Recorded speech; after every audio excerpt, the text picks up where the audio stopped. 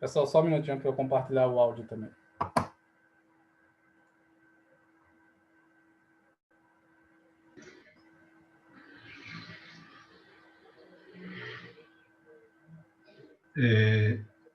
Bom dia, pessoal. Enquanto isso, quero fazer notar que o Sérgio Fagundes, diretor da Insight, também está conosco.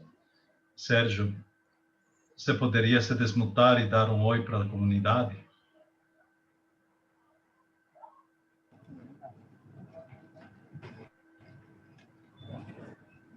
Olá, pessoal.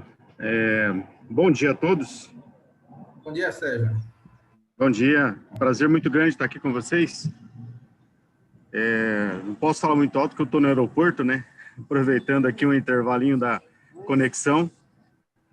E estou muito feliz de estar aqui com vocês e gostaria de agradecer aí a recepção de todos, né?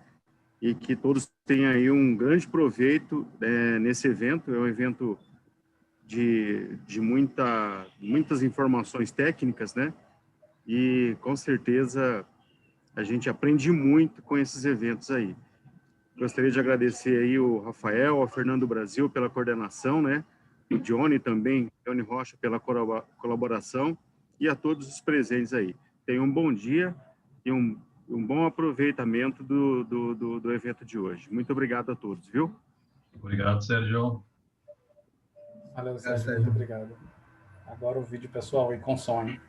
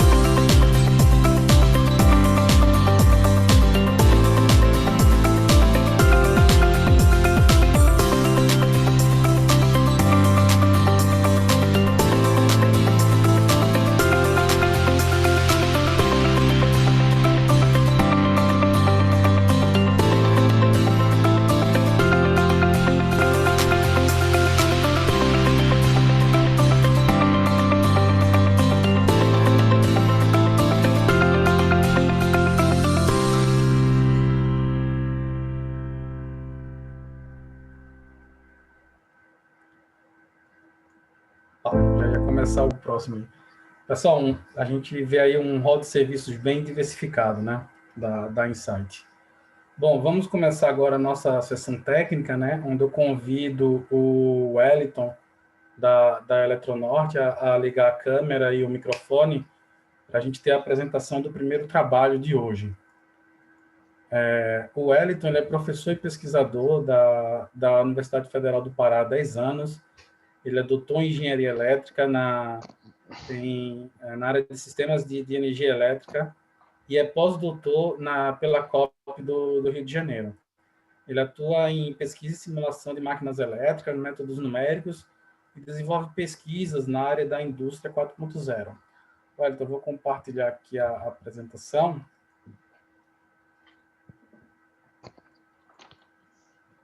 Me ouve? Tudo bem? Estamos te ouvindo. Eu já vou te dar aqui o controle do mouse, tá? Só um minuto.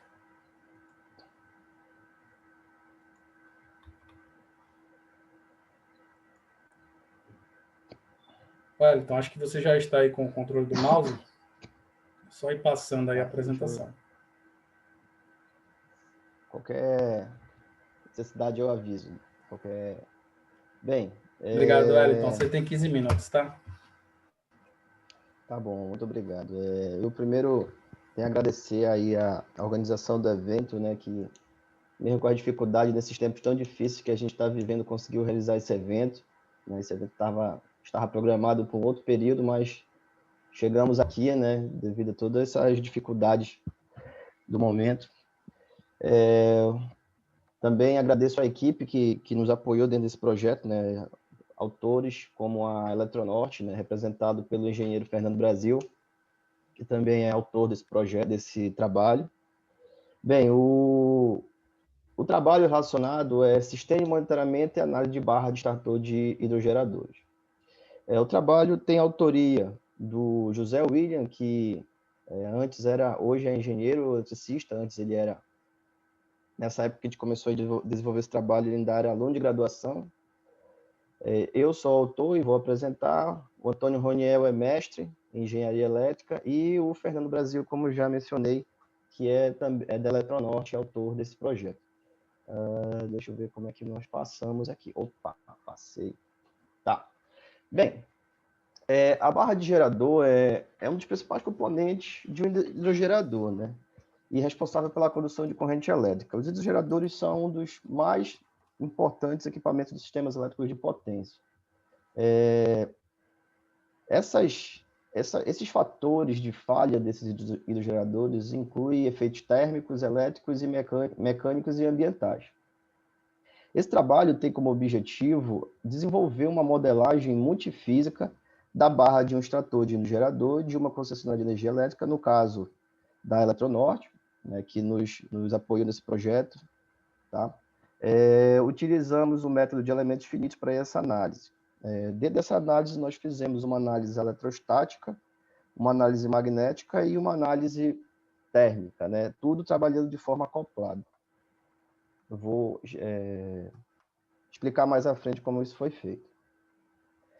E também iniciamos a proposta do monitoramento, que deveríamos estar, pelo nosso cronograma, deveríamos estar finalizando esse ano, mas devido a esse processo de pandemia, fizemos uma análise apenas no laboratório, né, utilizando um outro tipo de barramento, mas vamos chegar lá.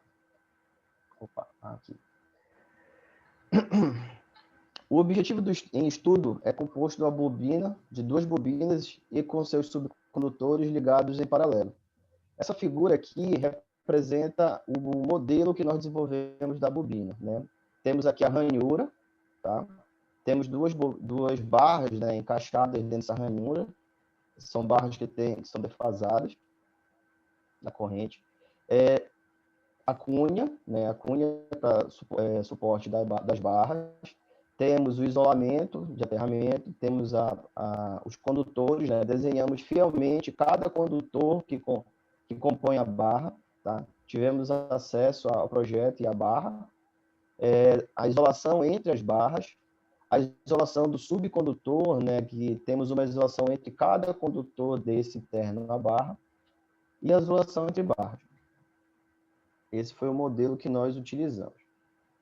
Ok. Tá. Bem, os modelos de elementos finitos para análise magnética, análise térmica, análise eletrostática, eles já são amplamente conhecidos pela sociedade científica e técnica. Na verdade, nós temos hoje, inclusive, muitas simulações que a gente chama de acoplamento fraco. O que seria o acoplamento fraco? Eu pego o modelo, a simulação, os dados dessa simulação, por exemplo, magnética, são dados de entrada da simulação térmica. Porém, hoje a pesquisa nesse nível, né, já está vencida. Hoje o interessante é nós fazermos acoplamentos fortes. O que são esses acoplamentos fortes? É quando eu tenho uma simulação inicial, o resultado dessa simulação inicial alimenta uma segunda simulação. Essa segunda simulação, o resultado dessa segunda simulação serve de entrada para a primeira simulação. E aí nós vamos ter um acoplamento forte. Isso já não é mais... esse é o momento que a gente está desenvolvendo. Então, para isso, nós utilizamos um software chamado FEM e criamos um algoritmo em uma linguagem chamada Lua para fazer esse acoplamento, né? Aqui nessa figura, a gente está representando a simulação, os passos da simulação magnética, e esses loops são o algoritmo que nós desenvolvemos para fazer esse acoplamento, tá? Onde os resultados dessa simulação magnética são dados de entrada da simulação térmica e os resultados da simulação térmica são dados de entrada da simulação magnética.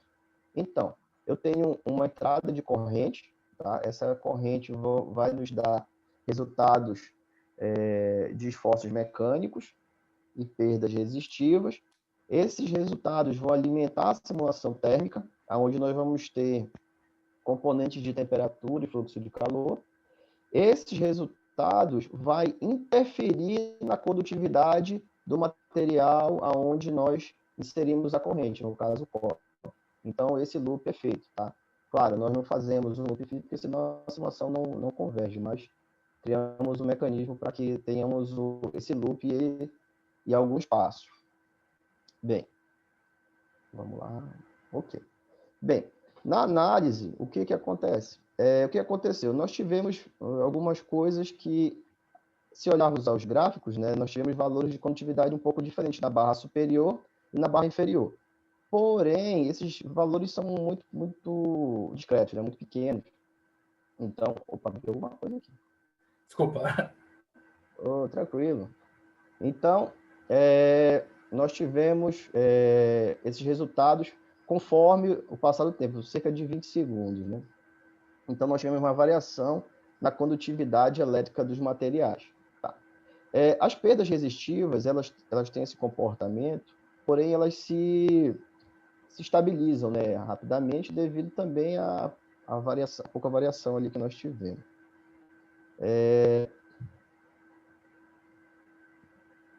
Não está passando. Opa, passou. Acho que passou 2 vezes. Deixa eu voltar aqui. Peraí, que eu vou... Problemas técnicos já estou resolvendo. Ok. Tá. Resultados, né? Então, também fizemos a análise magnética, onde nós verificamos o comportamento da indução do fluxo magnético dentro dessa relação do barramento, entre as duas barras, certo? A gente, para fazer isso, nós identificamos alguns esforços mecânicos e a questão da temperatura gerada desses condutores, que foram dados de entrada da simulação térmica. Nós tivemos um aumento de temperatura no barramento superior, na barra superior da ranhura, e também aumento de temperatura na barra inferior, obviamente. São valores também bem discretos entre um e outro, mas eles tiveram uma certa diferença. Tá? Com relação à isolação de aterramento, também tivemos, mas foi muito linear aqui os valores, muito próximos entre as duas barras. Tá. Deixa eu só...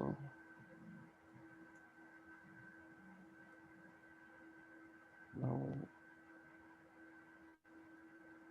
Bem, eu acho que eu pulei o slide. Bem, para análise térmica, nós chegamos a valores, né, da ordem de 102 e 101 para o barramento superior e o barramento inferior, para a barra superior e para a barra inferior, dentro da ranhura. Então, o que aconteceu? Nós conseguimos simular e verificar isso. Comparamos esses resultados com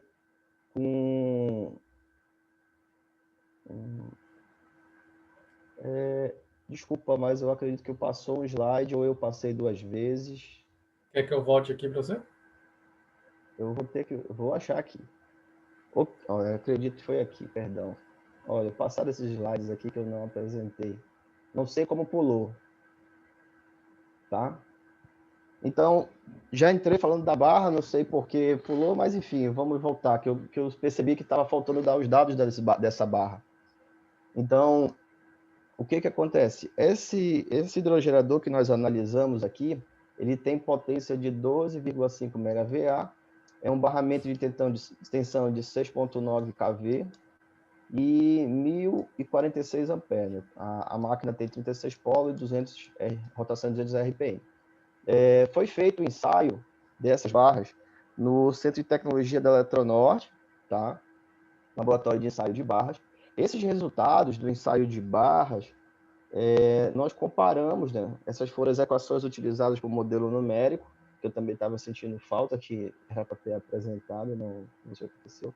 Pelo nosso tempo eu não vou explicar, vou deixar mais à frente. Então, esse ensaio de barras, a gente conseguiu validar com a simulação.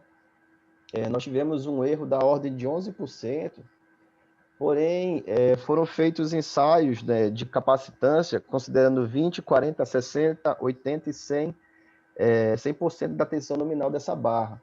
Então, nós conseguimos validar a simulação através dos resultados experimentais feitos no laboratório da Eletronorte. Agora, isso aqui eu já comentei, vamos avançar aqui. Não, faltou aqui. Eu acho que quando eu dou um clique aqui, passam 2 slides, olha. Então, o que agora que nós estamos fazendo?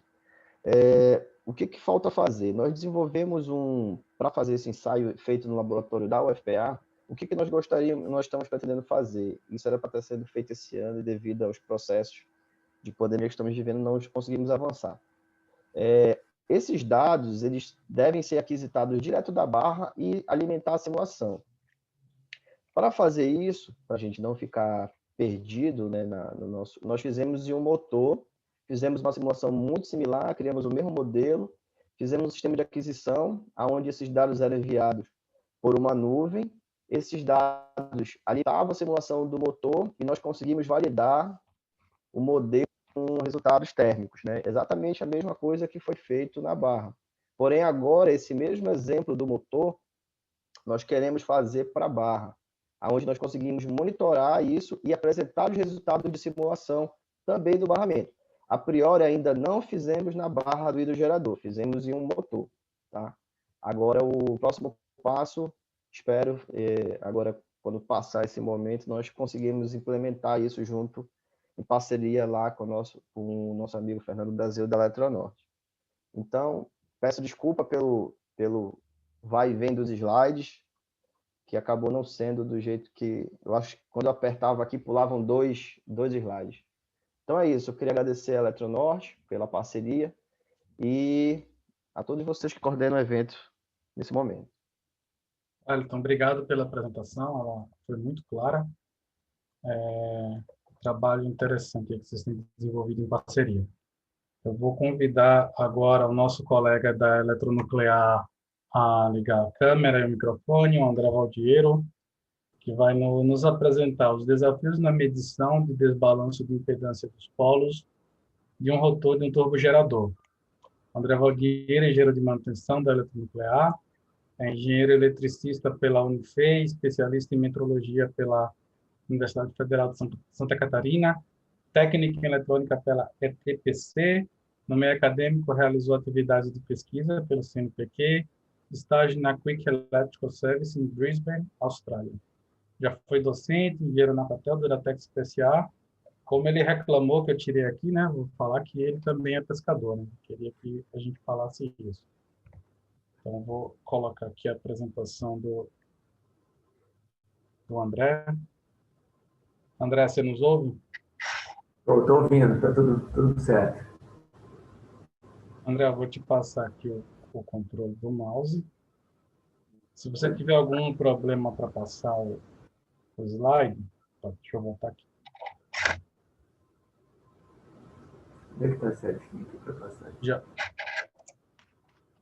te passo. Perfeito, você já está com o controle do mouse.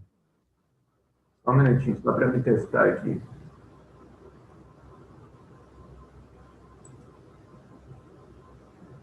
Estou procurando aqui a passagem aqui, só um minutinho.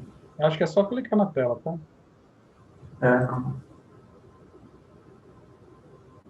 Tem um pouquinho. Vamos lá. Então, bom dia a todos. Então, o objetivo desse trabalho, então, é falar sobre a questão da medição de impedância de polo de um rotor. E nós estamos falando aqui dos rotores de Angra dos Reis, né? Então, nós estamos falando de grandes máquinas, né? Aqui em Angra dos Reis nós temos, nesse caso de Angra 1, é uma máquina de 650 megawatts, tá? E em Angra 2 nós temos 1.350 megawatts em um único tubo gerador. Então, realmente são máquinas grandes. Deixa eu só voltar aqui. Aqui, então, a questão aqui, essa medição dos polos do rotor, em relação ao rotor de Angra 1, tá? 650 megawatts. E os nossos geradores aqui são turbogeradores, então, síncronos, e são brushless, né? Isso, rapidamente, quer dizer o seguinte, que eu tenho uma tensão gerada aqui no PMG. Essa tensão gerada no PMG vai ser retificada num regulador de tensão, volta aqui para o estator da estatriz principal. Então, eu tenho uma geração trifásica aqui no rotor da estatriz principal, ela passa por uma roda de diodos, é retificada, e aí eu gero o campo aqui no rotor do meu gerador principal, ok? Então, essa corrente, essa tensão aqui no campo do meu gerador principal é de 525 volts, mas a corrente é muito alta. A corrente aqui em torno de 6.000 amperes para formar esse campo aqui do gerador principal. Tá? E a geração aqui trifásica, então, no extrator do meu gerador é de 19 kV, 25 kA. Então, é realmente uma máquina grande, né? E, no caso, eu trabalho com manutenção e tem bastante emoção, né? Deixa eu passar aqui só um minutinho.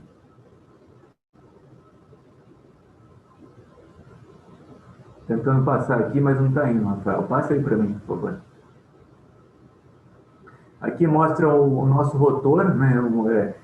A cada 8 anos, nós retiramos o rotor e fazemos uma revisão geral do gerador, né? Onde são verificadas cunhas, e aí tem uma série de testes adicionais aqui. Esse rotor do nosso gerador de Angra 1 é um rotor de mais de 100 toneladas, então é um trabalho grande de remoção, que tem uma outra foto dele. Pode passar, Rafael. Tá. O objetivo aqui do nosso trabalho é o seguinte, mas um dos parâmetros, uma das coisas que a gente mede no rotor é justamente essa questão do desbalanço de polos, né? Não é esperado que se tenha um desbalanço de polos. Uma vez que você tem um desbalanço de polos de um rotor, você pode ter curto nas bobinas desses polos, e aí você está arriscado. Existem geradores que convivem com esses curtos, mas, porém, a partir do momento que você tem um segundo curto, um terceiro e por aí vai, você pode ter falhas catastróficas, né? Então, e a medição que nós fazemos aqui, o teste de medição de queda de tensão, é um teste muito simples, onde a gente coloca aqui uma tensão alternada nas conexões, nos terminais da máquina, e a gente mede aqui, em alguns pontos da máquina, nós medimos a queda de tensão entre os polos. Então, nós temos aqui o polo N2, S2, N1 e S1. Então, eu faço a medição da queda de tensão de 1 para 2, de 2 para 3, de 3 para 4 e 4 para 5. Um ensaio muito simples que a gente faz com um multímetro. Okay? Pode passar, por favor. O cálculo é muito simples, né? A partir dos valores de queda da medição de tensão que nós temos, nós fazemos o cálculo aqui do desbalanço de tensão, ok? O maior valor de queda de tensão medido, menos o menor, dividido pela soma dos dois vezes 100, ok? Isso é uma fórmula. Existem fornecedores de serviços que fazem a fórmula um pouquinho diferente, mas o critério de aceitação desse desbalanço dos rotores, normalmente de 3%, até 3%, tá? Um ou outro fornecedor considera 5% se o rotor for inserido no extrator. Nós temos aqui um histórico, isso aqui são nossas paradas da usina de Angra 1, tá? 21, P21 significa a 21ª parada, e assim sucessivamente. Então, aqui nós fizemos uma medição, nós tínhamos um desbalanço de 1,6, tá? No P23 nós medimos aqui 1,68. Essas paradas da usina, elas são feitas a cada 1 ano e 2, 3 meses, mais ou menos. Então, nós paramos a usina para fazer o recarregamento de combustível e aproveitamos para fazer uma manutenção preventiva. No P24, nós fizemos uma medição aqui, nós encontramos 8% de desbalanceamento, 8, 9%, tá? Esse valor está acima daquilo que era esperado aqui de variação, no máximo 3%. Bom, aqui está o quadrinho aqui, a tabela com os valores que nós medimos, né, de queda de tensão nas paradas, né, repetindo aqui, e a gente verifica aqui, então, que no polo N1, no polo norte 1, a gente tem aqui uma medição de tensão bem abaixo do valor esperado, o que gerou esse desbalanço aqui de 8,4%. Tá? O que nós fizemos, então? Nós estávamos parados para manutenção, nós giramos o rotor manualmente, várias vezes, 90 graus, 180, 270, e todas as medições que nós fizemos, esse desbalanço ele permaneceu em torno de 8, 9%. Tá? Nas outras medições aqui. Então, o que nós... Aí gerou uma certa preocupação, porque a partir do momento que a gente tem um desbalanço das impedâncias do rotor, a gente pode inferir que pode ser que haja um curto nas bobinas desse rotor, o que gera uma grande preocupação em função de ser uma máquina grande, né, um tubo gerador desse porte. Pode passar, por favor, então. Tá. Aí, o que nós fizemos? Como o rotor estava inserido, tá, nós não tivemos, não tínhamos acesso às bobinas aqui do rotor, tá? O que nós fizemos? Nós procuramos aqui para cada um dos polos identificar algumas bobinas e medimos, por exemplo, do polo N1, da bobina 1 para a bobina 2, da bobina 1 para a bobina 2 aqui, da 2 para 3, da 3 para 4, da 4 para 5. Então, onde nós tínhamos acesso aqui, nós fizemos essas medições. E comparamos o polo 1 com o polo 2, adjacente, que é simétrico. Tá? E nós verificamos que os valores de tensão também eram bem parecidos, né? Os valores de tensão bem parecidos nessas bobinas que nós tínhamos acesso para fazer a medição da tensão.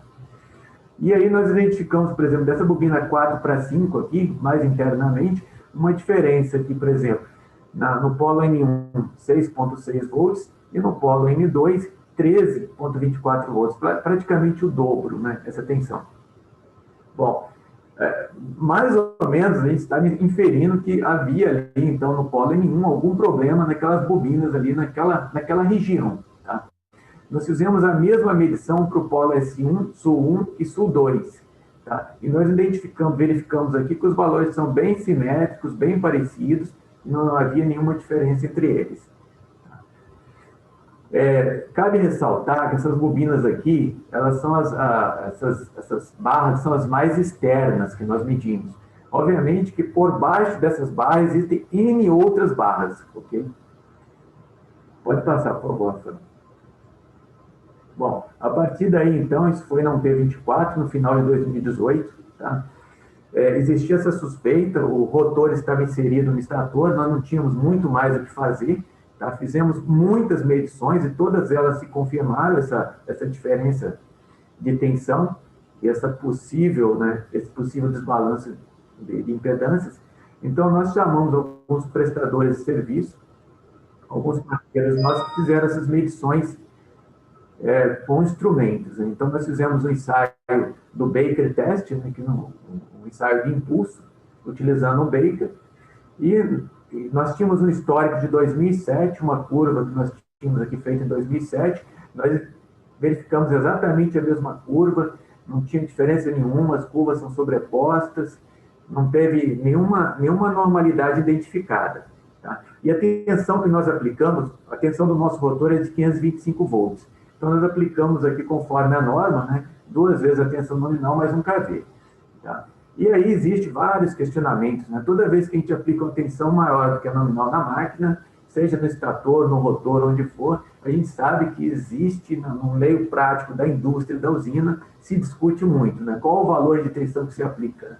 E nesse caso aí, como nós já tínhamos um histórico de 2 kV que aplicamos aqui em 2007, nós aplicamos a mesma tensão aqui e não identificamos nenhum problema de curto entre espiras, nenhum problema de desbalanço. Pode passar, Rafael. Bom, nós chamamos ainda um outro parceiro que também veio, fez o teste de impulso, um Baker test, fez com a tensão mais baixa. Nós fizemos também um RSO, que é um sistema que ele coloca vários pulsos, um trem de pulsos, e compara esses pulsos também, que se eles ficam sobrepostos, também não foram identificadas anormalidades, né?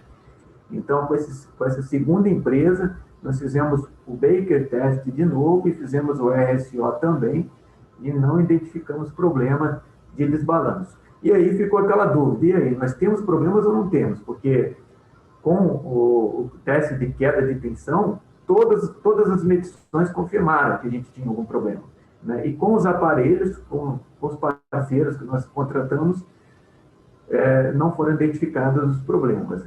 Pode passar. Isso foi na P24, né? Na parada seguinte, na P25, tá? Eu só voltando um pouquinho no histórico, no final da P23, quando a gente sincronizou a nossa máquina, nós tivemos um problema, tá? Foi um sincronismo fora de fase, foi um impacto grande, e isso contribuiu também para mim pensar que não P24, quando nós medimos ali, que talvez houvesse realmente um problema no rotor, tá? De curto entre espiras. Não P25, o nosso gerador ele é refrigerado a hidrogênio, então houve uma decisão de não tirar essas tampas aqui, as tampas frontais do gerador, por questão de problemas de estanqueidade, porque toda vez que a gente fecha isso depois a gente tem problema de estanqueidade, tem que sanar os vazamentos e tal, e acaba atrasando bastante.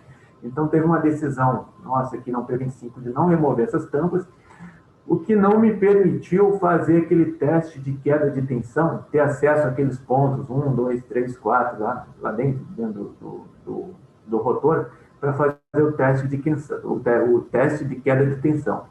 Tá? Então, aqui na P25, em 2020, isso aqui foi em fevereiro, ali um pouquinho antes do carnaval, a gente não teve acesso às partes internas para fazer o teste de queda de tensão. Porém, nós chamamos ainda um terceiro parceiro, uma terceira empresa, para fazer de novo o surge teste, tá? O teste do Baker. E, novamente, nós fizemos com 500 volts, fizemos com 1.5 kV, e nós não identificamos nenhuma normalidade no rotor. Tá? Então, permaneceu aquela dúvida nossa, né? Se realmente a gente tinha um curto das bobinas do rotor ou não. Tá? Porque os aparelhos não confirmavam isso, e o nosso teste de queda de tensão fizemos muitas vezes e ele indicava sempre a mesma coisa. Pode passar, Rafael. Bom, no retorno ali da usina, no começo desse ano, a gente teve uma falha que a gente não esperava, tá? Foi uma falha no acoplamento entre o tubo gerador e a excitatriz, tá? Porque o que aconteceu? Esse rotor da excitatriz aqui era um rotor novo que nós tínhamos colocado esse ano. Só contando um pouquinho a historinha dele. Em 2007, o rotor original que nós tínhamos aqui da excitatriz, ele queimou um dos módulos aqui retificadores, danificou aqui o rotor. Nós colocamos um rotor novo em 2007. Esse rotor novo da excitatriz, que custa algo em torno de 5 milhões de dólares, ele rodou de 2007 até 2017, e aqui próximo do acoplamento ele teve uma trinca de quase 360 graus. Então esse rotor novo saiu em 2017, e aí nós voltamos com o rotor antigo, original que tinha sido reparado. Tá? Então esse rotor aqui era antigo, e agora em 2020 nós compramos novamente um novo rotor da excitatriz, né? Esse rotor é composto aqui das bobinas do rotor mais a roda retificadora. Então, em 2020, nós instalamos esse novo rotor, porém, ele tinha diferenças dimensionais aqui no acoplamento em relação ao original. Tá? E o que aconteceu foi que, quando a máquina rodou, houve realmente um curto aqui entre as conexões aqui desse rotor com o eixo, com a massa, que o eixo é aterrado, né? Então, nós tivemos um curto aqui com a usina subindo potência em torno de 400 megawatts, tá?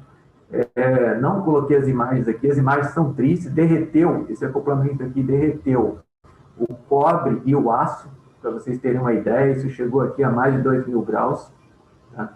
Felizmente, que essa corrente do curto-circuito não circulou para dentro do nosso rotor do gerador principal. Tá? Isso foi uma sorte muito grande que nós tivemos. Esse rotor nosso do gerador que eu falei aqui, que pesa mais de 100 toneladas, felizmente queimou só a parte do acoplamento e os leads dele, e as conexões dele aqui até as bobinas do rotor. Tá? Aí o que nós fizemos? Nós separamos aqui as bobinas do rotor, esses leads aqui, da parte do acoplamento, e fizemos a medição somente dos polos aqui do rotor, né? Esses 4 polos do rotor. E aí, para nós, o que aconteceu nesse evento foi o seguinte: a partir do momento que houve um curto aqui para a terra, para a massa, para o eixo, tá? Caiu o campo aqui, esse campo de excitação do gerador caiu, houve a atuação do relé de perda de campo.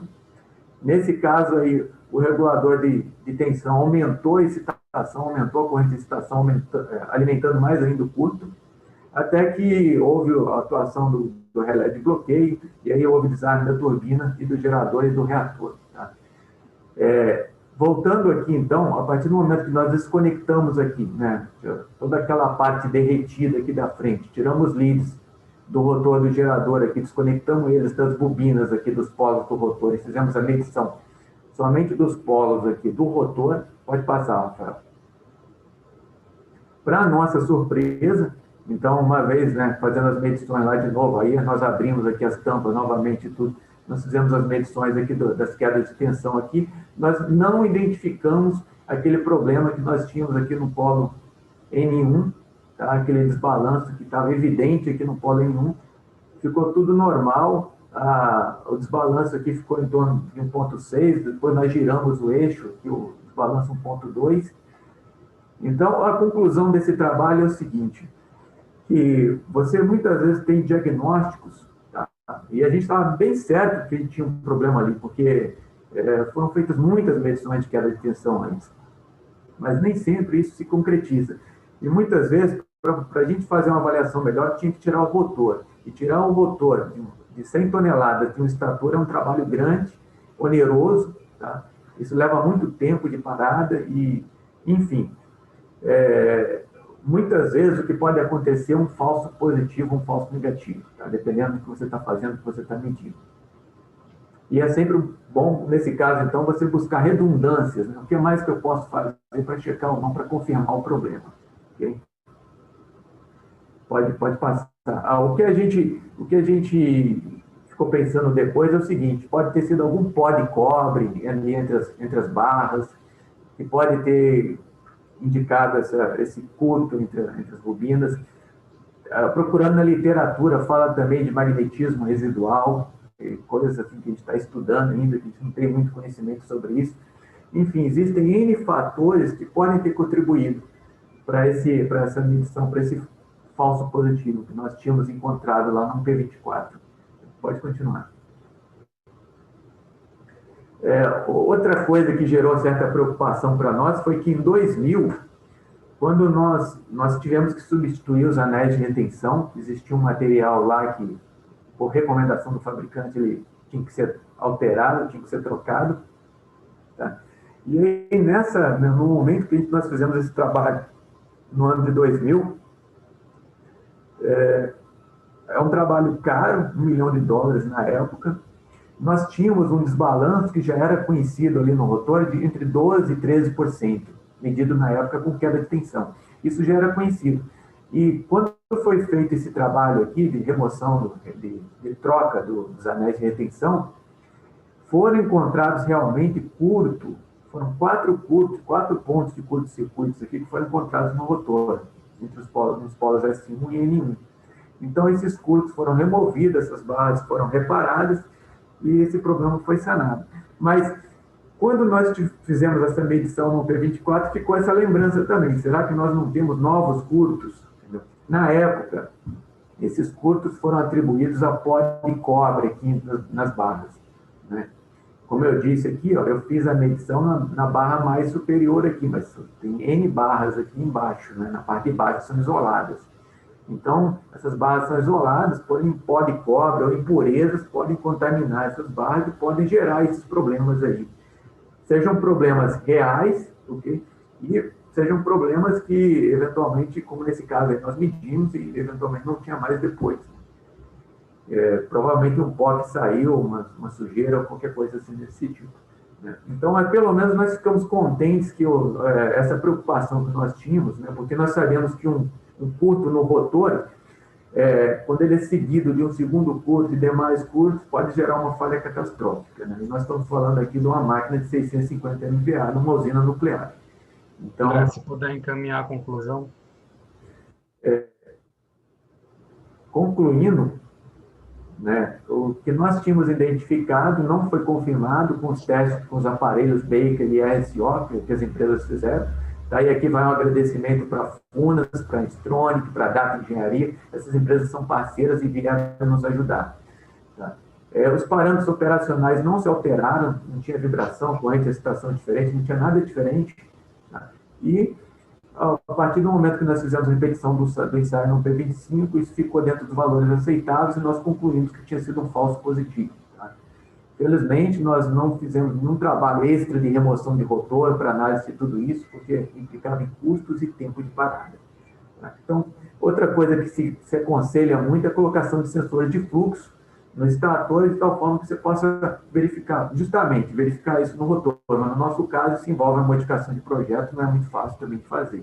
Mas é uma recomendação dos fabricantes. Basicamente é isso. Acho que acabou, né? Perfeito, André. Muito obrigado aí pela apresentação. Vou convidar agora o Marcos Granado para ligar o microfone. O Marcos Granado vai nos apresentar a medição direta de temperatura de rotores de máquinas elétricas rotativas. Marcos é engenheiro eletricista, formado pelo Instituto Federal de Santa Catarina, pesquisador de pesquisa, desenvolvimento e inovação na Fundação CERT, e acho que o trabalho é sobre a conclusão do curso dele, desenvolvido com um grupo de pesquisa de computação científica para engenharia, em parceria com a Automatic Electric. Eu vou compartilhar aqui a apresentação do Marcos.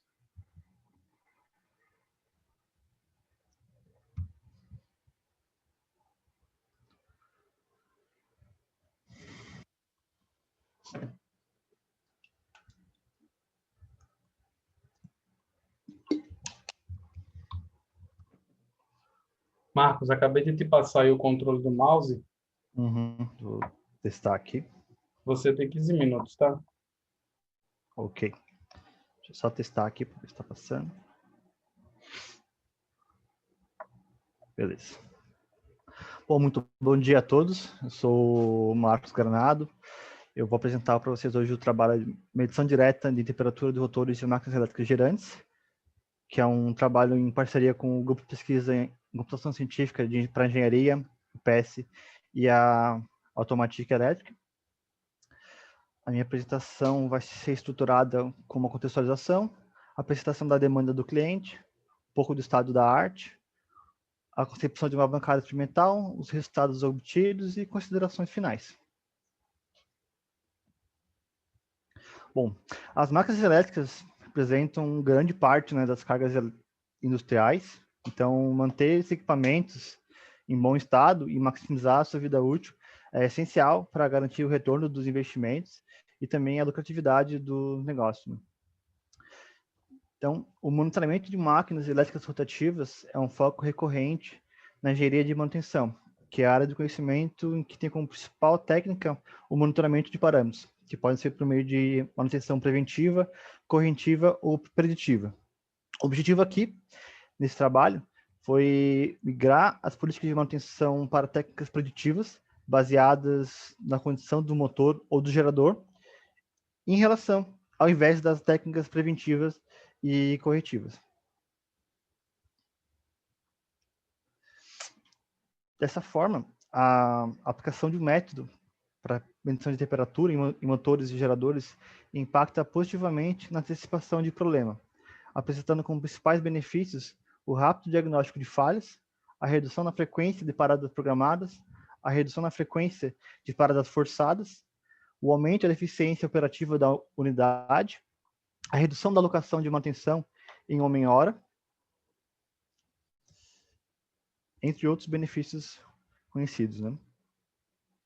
Então, esse projeto teve início na busca da empresa por suprir uma demanda da indústria, né, voltada para monitoramento de parâmetros, no nosso caso que é a temperatura, utilizando uma solução de baixo custo e alto valor agregado, ampliando dessa forma o portfólio de projetos do cliente. Então, falar um pouco sobre a influência da temperatura em máquinas elétricas rotativas.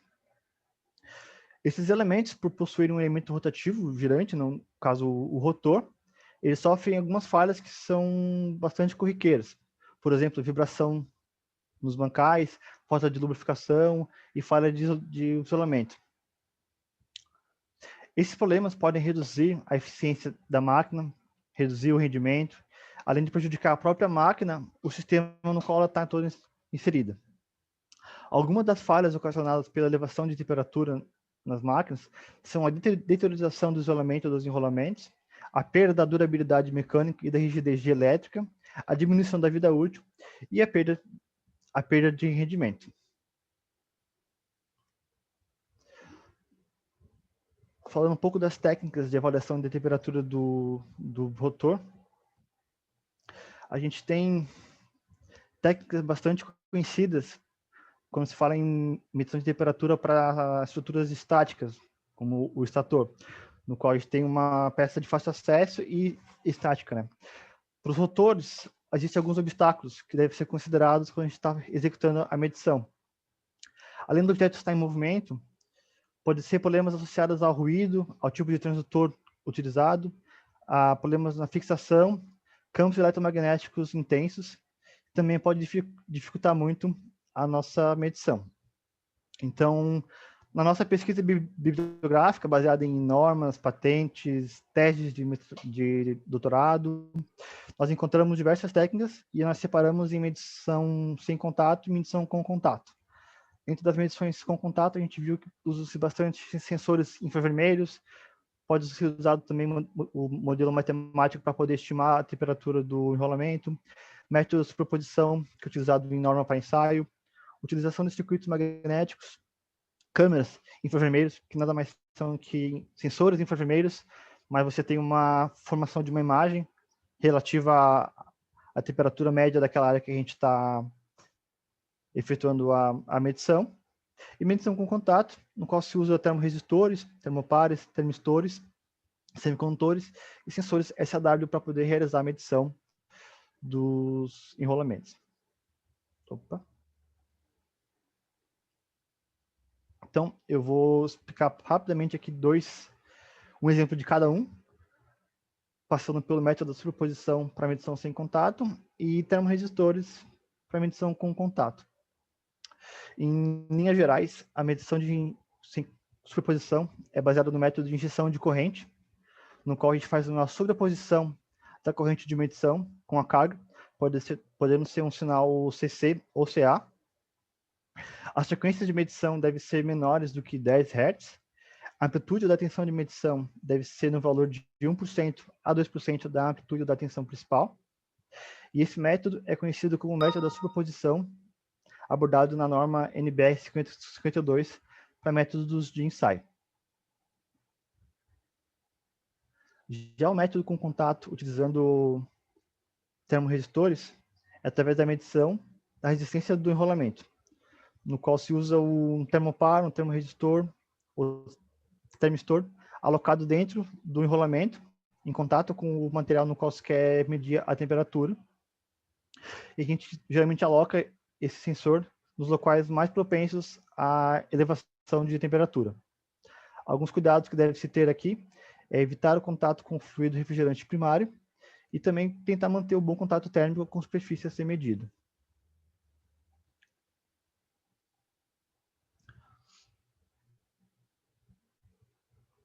Então, aqui, o principal objetivo foi estudar as tecnologias de medição de temperatura em rotores e máquinas elétricas rotativas. Então, para constar esse objetivo, a gente foi concebido uma bancada experimental para avaliação da temperatura do rotor. Então, o objetivo dessa bancada foi medir a temperatura do rotor de um motor monofásico, usando 3 diferentes sensores, e comparar as medições entre eles, e também verificar a robustez dos sensores e do sistema de aquisição. A bancada experimental foi composta por um centro de controle constituído por um Arduino, e podemos ver aqui também os sensores instalados para medir a temperatura do rotor. Esse sensor é o infravermelho OS136A da Ômega. Temos aqui um termorresistor de platina do tipo PT100, e internamente ao motor temos um sensor infravermelho, modelo MRX90614. Além de que, para a comunicação entre os sensores e o sistema de controle, a gente usou uma interface óptica infravermelho e um transmissor e receptor de módulo RF. Então, nós fizemos diversos ensaios e eu vou apresentar aqui o resultado de um deles. A gente fez um ensaio iniciando às 14 horas. Medimos a temperatura com o equipamento da Fluke, um sensor infravermelho da Fluke. Iniciamos às 14 horas e medimos a temperatura de todos os sensores. A temperatura marcada nesse ponto foi em torno de 25 graus. Então, a gente ligou o motor, deixou ele entrar em regime, ali por volta de uns 40 graus, mais ou menos. Por volta das 3 horas, nós desligamos o motor. Pode-se ver que teve uma elevação de temperatura nesse ponto, que foi ocasionada pela perda da ventilação forçada do motor, já que ele foi desligado. E depois nós deixamos o motor entrar em regime de novo. Ele está desligando e entrando na temperatura ambiente. Deu para perceber aqui que a leitura dos 3 sensores são bastante discrepantes, né? Embora a leitura do PT100 e do MLX foram adequadas aos nossos testes, e o sensor da Ômega, o S36A, foi bastante discrepante, né? Então, a gente pode atribuir essas diferenças a algumas características dos próprios sensores e também de instalação. O que a gente pôde concluir disso foi que o sensor PT100 ele é um sensor de contato, então ele deveria estar em contato com o rotor, mas ele foi alocado o mais próximo possível dessa superfície. Então ele estava medindo a temperatura interna mais próxima do rotor. O sensor infravermelho não se mostrou adequado, o S36A não se mostrou adequado nem para indicativo de tendência. Ele estava muito distante, tanto da temperatura ambiente quanto da temperatura em regime do motor. Outro ponto que deve ser levado em consideração também é a questão da emissividade do material a ser medido, que ele pode mudar muito com a temperatura e com o revestimento da superfície. Outro ponto aqui. Aí, para efeito de comparação, nós realizamos o desvio padrão entre as medidas dos sensores, e a gente pode ver que aonde nós estamos comparando o S36A da Ômega com os demais sensores, eles apresentam um desvio padrão muito elevado. No caso, o nosso melhor resultado foi entre o PT100 e o MLX, que obteve os menores desvio padrão. Então, como considerações finais desse trabalho, a gente conseguiu estudar e discutir técnicas para medição de temperatura em rotores de máquinas elétricas rotativas, a partir de um desejo de uma medição direta da temperatura de baixo custo, tanto nos sensores como na sua instalação. Testamos 3 tipos de sensores, um do tipo do termorresistor de platino no PT100 e 2 sensores infravermelhos. Com base nos nossos resultados, a gente percebeu que o sensor que teve melhor desempenho foi o sensor infravermelho MRX. E destaca-se também, em relação a esse sensor, o seu tamanho e a simplicidade de instalação internamente ao motor, comparado com os outros dois sensores. Por isso, a instalação no interior da máquina se fez um diferencial positivo para aplicações em ambientes industriais. Como conclusões finais desse trabalho, as análises feitas nesse trabalho são de grande valia no contexto de monitoramento de máquinas elétricas rotativas. Além disso, essa bancada permite comparações com outras técnicas de diagnóstico, como, por exemplo, transientes de corrente, vibrações, análises eletromagnéticas, ou ainda modelos com complemento físicos de grandezas diferentes. Futuramente, buscam-se a identificação de tipos de classificação de severidade de problemas que resultem no aumento da temperatura do rotor utilizando técnicas de inteligência artificial. Bom, muito obrigado pela atenção. Fico à disposição para perguntas. Ok, Marcos, obrigado aí pela sua apresentação. Se você puder soltar o mouse. Desculpa. Obrigado. Agora eu vou convidar aqui os colegas Wellington, André e o Marcos a abrirem seus microfones, que o Johnny está coletando as perguntas da audiência e vai direcionar aí as perguntas aos nossos colegas. Johnny, por favor, separa algumas perguntas aí para os nossos palestrantes.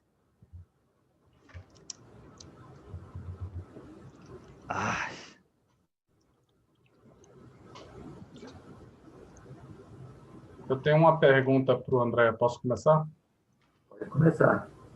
Ô, André, quando você falou daquele curto ali que derreteu o cobre e tal, quando a máquina estava pegando carga, quais os perigos ali que a sociedade passou naquele momento? Isso é um outro assunto, Rafael. Isso aí a gente tem que conversar em particular depois, mas infelizmente quem trabalha em manutenção, como eu falei no começo, tem algumas emoções, né, que acontecem. Eu nunca esperava de ver um rotor, tanto da excitatriz quanto do gerador, derretido, entendeu? Nunca esperava de ver uma coisa dessa. Mas a gente trabalhou ali antes do carnaval, depois do carnaval, e a gente conseguiu voltar com a máquina, e foi justamente antes da pandemia. Foi coisa assim de uma semana antes de começar toda essa crise do coronavírus aí. Então, eu acho que é um trabalho muito intenso ali para restaurar tudo aquilo, né? Mas, felizmente, o nosso rotor do gerador ficou íntegro, né?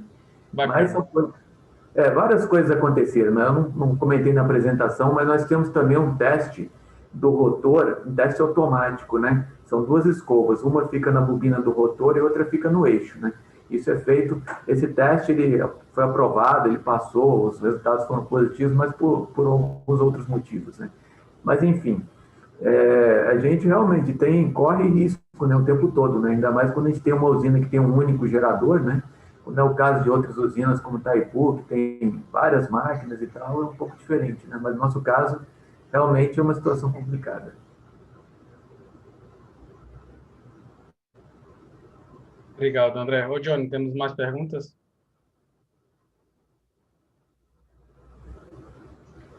Pronto, agora sim.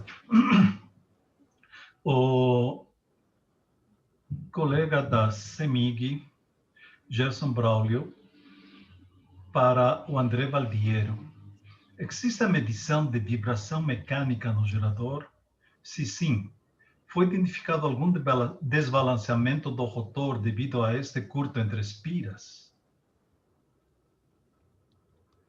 Então, existem sim vibrações diversas nos mancais, na carcaça, em vários pontos do gerador, tá? Todos os parâmetros de vibração estavam normais, tá? Assim como de temperatura também não tinha alteração, e assim como os parâmetros de corrente de excitação e outros operacionais. Então, justamente, nós ficamos com essa grande dúvida se realmente nós tínhamos um problema ou não no rotor, porque os parâmetros operacionais estavam todos conformes, né? E, porém, as medições que nós fazíamos no Drop Voltage Test, né, que é o queda de tensão, indicavam um problema, né? E como a gente já tinha um passado, um histórico do passado com problema também, então tinham coisas que faziam-nos acreditar em problema e tinham coisas que, por outro lado, não confirmavam o problema. Muito obrigado. O Ricardo Carvalhal pergunta para o Wellington Fonseca: os modelos de elementos finitos eram 2D ou 3D?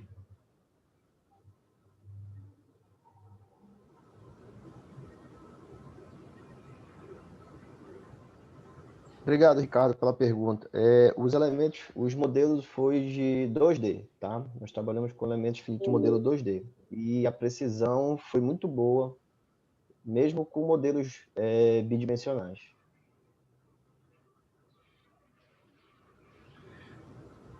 Muito obrigado. O professor Bernardo Alvarenga, da Universidade Federal de Goiás, pergunta para o Marcos Granado: não ficou claro qual seria a temperatura de referência para estabelecer por que as medições com o MLX foram as mais corretas. Você poderia esclarecer?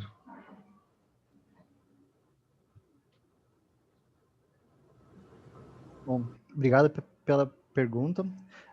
Nós estabelecemos como referência a temperatura ambiente, né, do nosso laboratório. Começamos com 25 graus e a gente se baseou nessa temperatura para poder estabelecer um padrão das nossas medições. Então, o ideal seria que os nossos 3 sensores tivessem uma temperatura semelhante à temperatura ambiente que a gente tinha medido logo quando a gente iniciou a medição com o motor. A gente aproximou aquele sensor da Fluke, mediu a temperatura ambiente, mediu a temperatura dos 3 sensores naquele momento, e a partir daí a gente estabeleceu que aquela temperatura seria padrão dos nossos ensaios. Obrigado. Temos uma pergunta do Felipe Diniz, de Itaipu, para o Valdieiro. Se a máquina é resfriada a hidrogênio sem contato com a atmosfera, como é esperada a deposição de sujidades ou pó de cobre? Houve contato das partes móveis e estática? Essa pergunta é muito interessante, tá? Parabéns pela pergunta. Realmente faz sentido a máquina estanque em função do hidrogênio, porque você não pode ter vazamento de hidrogênio. Porém, lá no passado, um pouquinho antes da década de 90, nós tivemos nós fazíamos essa revisão geral do gerador, e aí, em uma dessas revisões, era feita a pintura do estator, né? E quando fizeram a pintura do estator, a gente colocava umas fitas crepes para tampar alguns orifícios, os orifícios de passagem de ventilação, passagem do hidrogênio no estator. E aí uma dessas fitas crepes acabou sendo esquecida lá, o nosso estator pegou fogo, isso lá eu estou falando antes de 90, antes de 1990, 80 e alguma coisa. O nosso estator pegou fogo e nós tivemos que fazer foi rebobinado. Tá? Então, nesse evento lá do passado, acredita-se que partículas tenham sido jogadas ali para dentro do gerador e, eventualmente, depositaram nos orifícios e ranhuras do rotor também. Tá? Quando nós tivemos o problema do curto em 2000, eles atribuíram, quem fez a análise, lá os especialistas e tal, acreditaram que esse pó que havia ali de cobre era coisa oriunda do passado. Agora, a gente não tem certeza, né? Agora, em todo caso, nessas manutenções maiores que a gente abre o gerador, de certa forma fica exposto, né? A gente tira o gerador, tira rotor e eventualmente abre, o sistema fica aberto, né? Durante a parada a gente acaba abrindo. Essa parada um P25 foi uma parada que nós resolvemos não abrir o gerador, mas isso não é comum. Praticamente todas as paradas a gente tira as tampas e fica tudo aberto. Olha, Não sei se eu respondi a pergunta, mas talvez seja coisa do passado, alguma coisa assim. Johnny, podemos continuar ou tem mais perguntas? não podemos continuar. Perfeito. As próximas perguntas a gente passa por escrito aí aos nossos apresentadores, depois a gente deixa disponível lá no site do Enem. Muito obrigado ao Wellington, ao André e ao Marcos. E agora eu convido o Rafael Tominaga, também, do Instituto Federal de Santa Catarina, que vai nos apresentar o trabalho de identificação do tipo e da severidade do desbalanceamento de rotores por meio da análise da assinatura de corrente com aprendizado de máquina multiclasses. O Rafael é graduando em Engenharia Elétrica pelo IFSC e é técnico em automação industrial pelo Senai. Eu vou colocar aqui a sua apresentação. Você já nos ouve?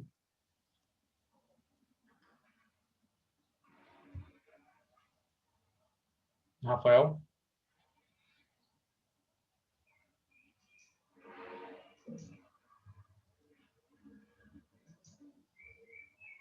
Ô, Johnny, o Rafael está de co-host, né? Para ele poder se desmutar.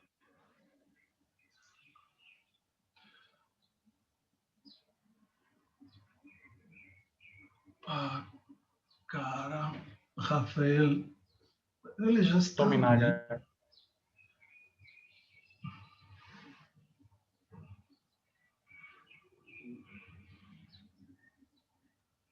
Por algum motivo. Ô, Johnny, eu estou vendo aqui na lista, ele não está de co-host, tá? Sim, sim, sim. Você coloca ele de co-host? Não, nós já tínhamos colocado ele de co-host. Estou procurando ele aqui para fazer ele de co-host. Rafael. Make co-host. Feito. Pronto, Rafael, você pode... Perfeito, Rafael. Agora você pode ligar a câmera. Olá, bom dia. Estão todos me vendo? Estão me ouvindo? Isso, estamos te vendo, estamos te ouvindo. Eu já vou passar aqui o controle do mouse para você. Uhum. Prontinho, Rafael, você já está com o controle do mouse, tá? Você tem 15 minutos da sua apresentação. Ok, então, beleza. Bom dia a todos, eu sou o Rafael. Primeiramente, gostaria de agradecer muito ao pessoal responsável pela organização do evento, que permitiram organizar certinho, e trouxe bastante trabalhos relevantes, interessantes. Também aos oradores que também estão trazendo temas atuais. E também ao próprio público que está assistindo aí, que de certa forma eles contribuem para que mais edições sejam feitas posteriormente. Primeiramente, também eu gostaria de comentar que eu também faço do grupo de projeto de pesquisa do PES, que é o mesmo lá do Marcos, onde volta e meia estamos publicando artigos para diversas áreas, assim. Inclusive, para esse evento específico, temos 3 artigos, que seria o meu, o do Marcos, que foi o orador anterior, e o do Leonardo, que foi apresentado no dia anterior. Ok. O trabalho aqui, então, em questão, ele traz, então, para a identificação do tipo e severidade de desbalanceamento. Então, é saber se tem ou não tem um desbalanceamento em rotores. E o método a ser utilizado é através da assinatura de corrente, onde a partir de dados correntes vai ser feita essa análise. E para auxiliar nesse processo, são utilizados algoritmos de aprendizagem de máquina multiclasse. Multiclasse, uma vez que não é apenas saber se tem ou não desbalanceamento, mas sim como classificar como desbalanceamento estático, dinâmico ou acoplado. Beleza. Para mudar o slide. Beleza, é um pouquinho lento, mas foi. Ok, aqui segue então a estrutura que vou apresentar dentro desses 15 minutos. Vou comentar brevemente então a introdução, onde vou trazer a justificativa sobre o porquê esse tema merece atenção e por que ele deve ser estudado. Vou trazer uma breve fundação teórica só para vocês poderem acompanhar bem o desenvolvimento do estudo. Esses próximos tópicos aqui é voltado mais à questão do desenvolvimento de como foi feita a metodologia e como foi chegando nos resultados. E vou comentar brevemente a questão das conclusões obtidas dentro desse estudo. Ok, então, de fato, os temas circulam com o problema de desbalanceamento de rotores. Por que isso é uma coisa ruim? Primeiramente, se logo de cara é importante tratar, é que, sem dúvida, ele reduz a vida útil da máquina rotativa. Só pensar, por exemplo, que os rolamentos e os acoplamentos que estão acoplados, eles não foram projetados para se comportar e funcionar quando a máquina está desbalanceada. E essa força vai danificando a peça e vai fazer que mais paradas sejam feitas, que as peças sejam mais trocadas e que vai resultar em maiores custos. E um outro problema que também pode resultar mais a longo prazo é a diminuição da eficiência do processo produtivo, devido a todas essas paradas. Ok, e como faz para contornar esse problema? Usualmente, a gente utiliza, então, um método de prevenção, por exemplo, a manutenção preditiva, onde dentro desse método de manutenção preventivas, temos, no caso, o monitoramento das condições operativas da máquina, onde dentro dessa parte do monitoramento existem diversos métodos em que já pode ser utilizados para fazer isso daí. O primeiro, onde foi o trabalho do Leonardo que abordou ontem, seria a questão da parte de vibração, onde se consegue detectar a partir do comportamento da máquina, ver se tem um defeito ou não. O Marcos agora, ele apresentou uma abordagem para detecção de problemas a partir da temperatura, que também é uma outra solução válida para esse problema. Todavia, o meu estudo, assim, que seria um pouquinho diferente deles, ele vai para a parte da análise de corrente, onde ele gera essa sigla aqui, que é Motor Current Signature Analysis, ou em português, análise da assinatura de corrente do motor.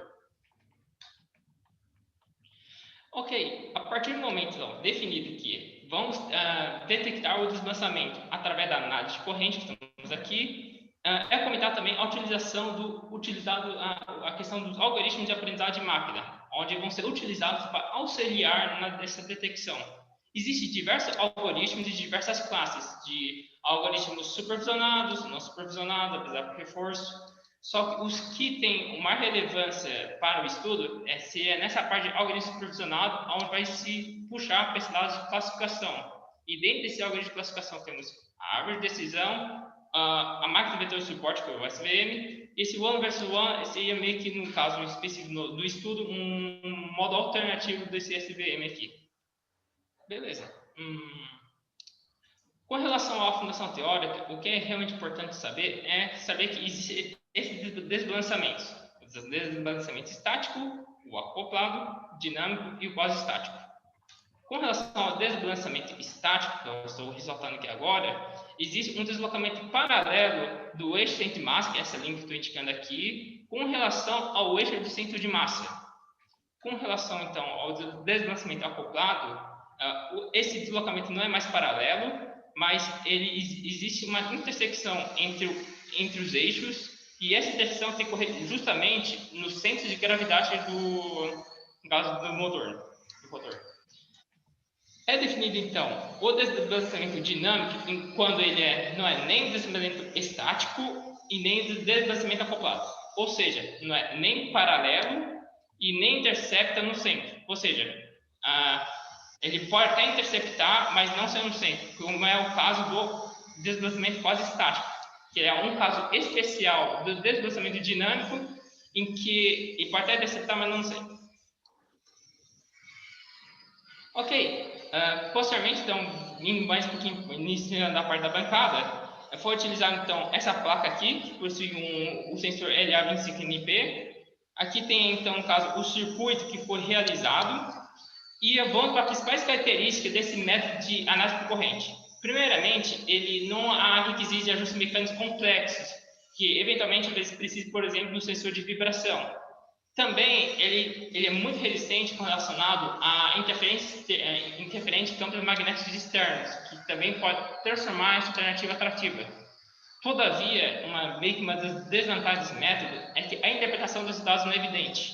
Eu não vou pegar tipo um sinal de corrente e logo na cara assim afirmar que tem um desbalanceamento aqui. Existe toda uma análise que deve ser feita para tirar essa conclusão. Aqui eu vou passar brevemente os algoritmos. Eu não vou me aprofundar porque se eu fosse explicar tudo os algoritmos, então passaria o tempo. Mas fique sabendo então que a árvore de decisão é um algoritmo que, a partir de um banco de dados, ele visa emular, então, construir um diagrama similar a esse daqui, onde vai ir colocando regras de forma que seja o menor possível e consiga classificar todas as classes de direito. E uma vez que é aprendizado supervisionado, quer dizer que aprendizado supervisionado quer dizer que os dados são rotulados. Esse termo de rotulados vem de que eu conheço qual é a resposta certa que deve ser feita e na hora que realizar o treinamento, de fato, eu passo essas informações. Se não fosse rotulado, eu treinaria o sistema de aprendizagem de máquina sem essa coluna aqui, se é só com a clima, temperatura, umidade, vento. Aqui só foi um exemplo utilizado para auxiliar na explicação. A máquina de vetores de suportes, esse trabalha muito com o conceito de vetores. Ele tem bastante dedução de matemática, desenvolvimento, mas o princípio é o seguinte: eu possuo um conjunto de dados, onde pode ver que os quadrados azuis e os triângulos vermelhos, que estão definidos no espaço vetorial, onde vão ter algumas grandezas relacionadas aos eixos, e com base nessas informações, o objetivo do SVM é definir esse hiperplano, que é essa linha verde aqui, que seria meio que uma utilização para decidir se determinado elemento ele pertence a uma classe ou não. E para o nosso estudo mais específico, se o elemento se o rotor está desbalanceado ou não, por exemplo, no caso. Beleza. Essa imagem aqui é um pouco familiar, de repente, para alguns de vocês, que seria basicamente a mesma bancada que o Leonardo utilizou, só que eu não cheguei a utilizar muito essa parte de acelerômetros, tensores indutivos, e sim, de fato, a parte do transdutor de corrente e um dispositivo de aquisição de dados, onde que aqui tem uma coisa bem simples. É basicamente uma fonte alimentando os sensores, e os sensores aqui, onde foi medido nas 3 fases, RST, mandam um sinal para a placa, e a partir dessa placa faz todo o processamento e gera o conjunto de dados. Aqui tem algumas especificações, caso tenha interesse, questão do modelo, a medição, a resolução e assim em diante. Ok, com relação então ao conjunto de dados, então, foi gerado então para 3 velocidades de frequências, em que essa velocidade de frequências aqui se refletem diretamente na rotação do motor, feito com a variação do inversor de frequência, e para cada uma dessas velocidades foi gerada uma referência de condição saudável e uma referência de desbalanceamento estático dinâmico acoplado. E para cada um desses desbalanceamentos, uma serialidade em si, em que foi feita através dos parafusos que estão apresentados aqui.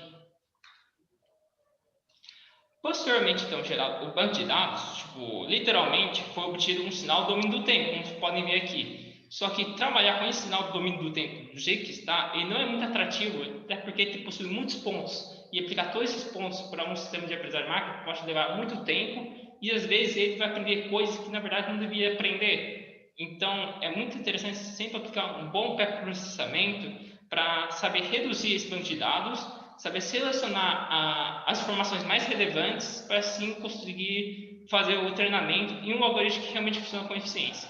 Então, nesse caso, então, com esse sinal do domínio do tempo, eu resolvi aplicar FFT, em que foi gerado vários componentes. Todavia, eu só selecionei as componentes que ou possuem uma amplitude considerável ou de outros trabalhos dentro do PS lá, que foi indicado que esse componente vai ser interessante e tal, então eu também coloquei no treinamento para ver se realmente tinha um impacto ou não, que seriam então essas componentes que estão selecionadas. As demais componentes aqui, por exemplo, essa e essa aqui, não foram selecionadas, porque como a amplitude é muito baixa, podia estar muito suscetível a variações e ruídos, então talvez não seja muito interessante por causa disso. Mudando de slide. Beleza. Mudando de slide. Então, como funciona esse processo de classificação?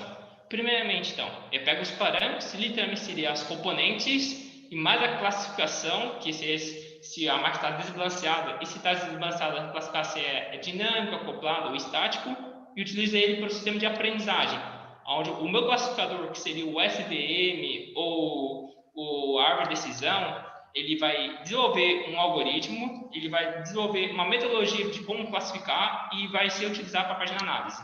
Para fazer, no caso, o teste, eu preciso de outro banco de dados separado, que seria os dados de teste, onde eu vou passar os parâmetros para a análise. E só vou usar a classificação do banco de dados só posteriormente na parte de comparação, onde eu vou comparar os dados verdadeiros com os dados que foi obtido no classificador. E eu faço tudo isso aí só para avaliar se o classificador ele foi eficiente ou não. até porque seria muito arriscado você implementar uma coisa sem saber se ele iria funcionar ou não.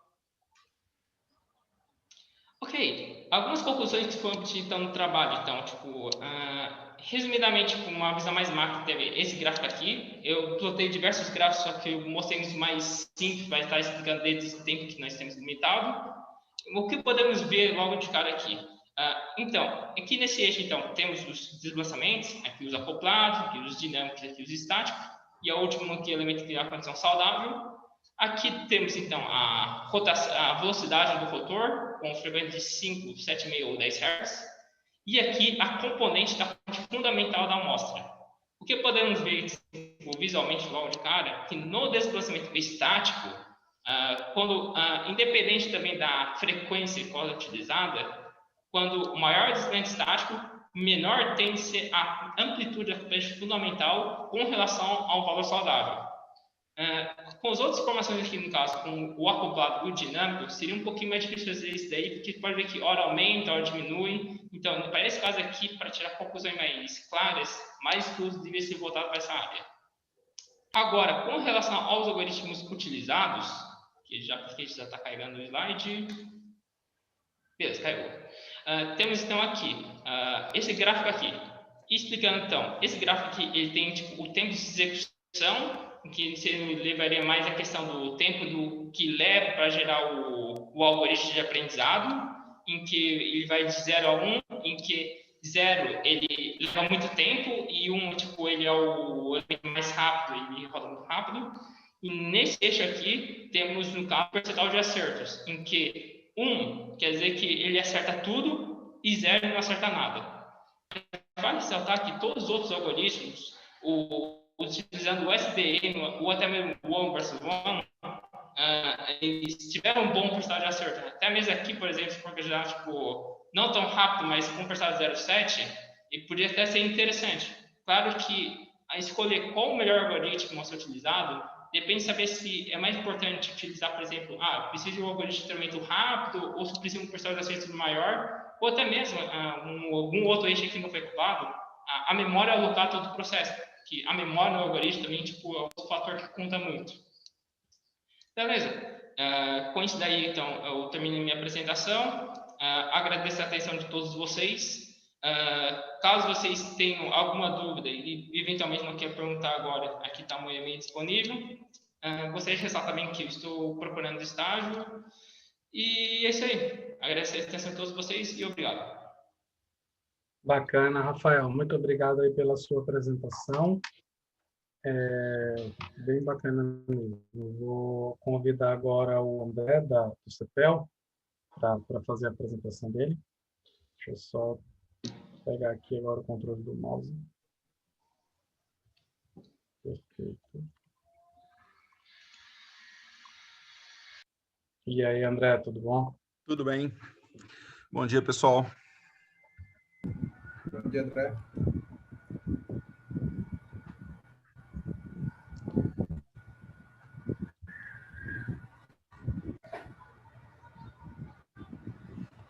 André, você já está com o controle do mouse e na hora de passar o vídeo, você me avisa que eu passo o vídeo aqui para você. Ok, muito obrigado. O trabalho se chama IHM 3D, Integração de Réplicas Virtuais ao Monitoramento dos Dados de Geradores de Itaipu. Os senhores podem ver que há uma porção de autores e de instituições envolvidas. Foi um trabalho que levou vários anos até a gente chegar nesse resultado. E esse trabalho foi responsável pela Eletrobras ter sido avaliada com nota máxima no índice Dow Jones, precisamente por tratar de um projeto de P&D, de pesquisa colaborativa entre várias instituições. E eu vou seguir essa... Estou tentando passar aqui. Vamos lá. Tem um delayzinho, André. Ok, perfeito.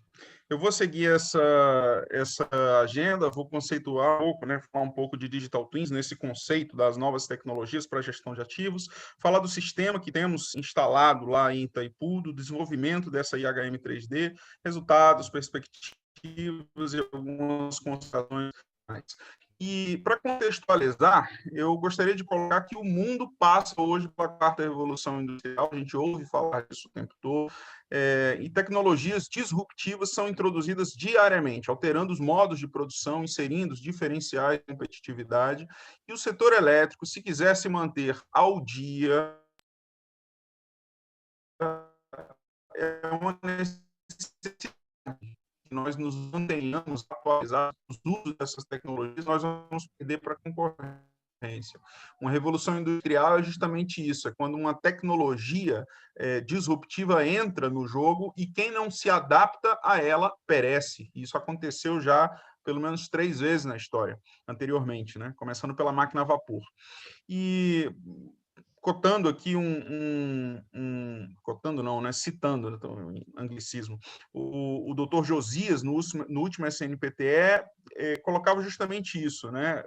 Um desafio urgente para os gestores das empresas de energia consiste em melhorar seu desempenho usando a tecnologia, precisamente essas novas tecnologias, assegurando resultados econômicos e financeiramente viáveis para as partes interessadas. E a indústria 4.0, ela é ancorada, ela é apoiada nesses 4 pilares tecnológicos: internet das coisas, computação cognitiva ou inteligência artificial, sistemas cyberfísicos ou digital twins e manufatura aditiva. E o CEPEL desenvolveu, nos últimos anos, o projeto SOMA, que visa a aplicação de todo esse ecossistema de tecnologias à gestão de ativo no setor elétrico. E esse sistema foi aplicado e vem sendo aplicado com sucesso em Itaipu. Um dado interessante da Associação Brasileira de Desenvolvimento Industrial estima que a redução de custos por aplicação de conceitos de indústria 4.0 chegaria a 73 bilhões de reais por ano, dos quais 30 bilhões de reais por ano correspondem a custos de manutenção. E o Brasil não é um país fortemente industrializado. Se a gente portar essa proporção para o setor elétrico, seria ainda muito maior.